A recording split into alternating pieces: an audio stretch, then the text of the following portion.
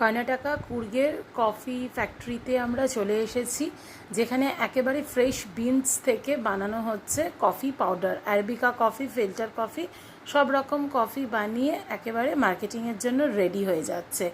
আমরা সেই প্রসেসটা এখানে ছোট্ট করে একবার দেখে নেব। তো ওখানকার প্রসেসে প্রথমে ওরা যে বিনস আছে, সেই বিনসটাকে রোস্ট করে নিচ্ছে 20 to 30 মিনিটসের জন্য। রোস্ট করে নিয়ে দেখুন একটা জায়গায় ওরা বিনসটাকে রেখে দিল, আর এদিকে আছে রোস্টেড বিনসটা। এই রোস্টেড বিনসটাকে কিন্তু এই অবস্থায় ক্রাশ করা যাবে না, সেই জন্য এটাকে আরেকটা মেশিনের মধ্যে রেখে ঠান্ডা করা হবে। ঠান্ডা হয়ে গেলে ওটা তারপর ক্রাশ হয়ে আরেকটা কন্টেনারে জমা হচ্ছে। তো সেইখান থেকে আরেকটা বড় কন্টেনারে সেটাকে স্টোর করা হচ্ছে। এই দেখুন রেডি একদম আরবিকা কফি, ফিল্টার কফি, সমস্ত ফ্রেশ কফি। বেশ ভালো লাগলো প্রসেসিংটা।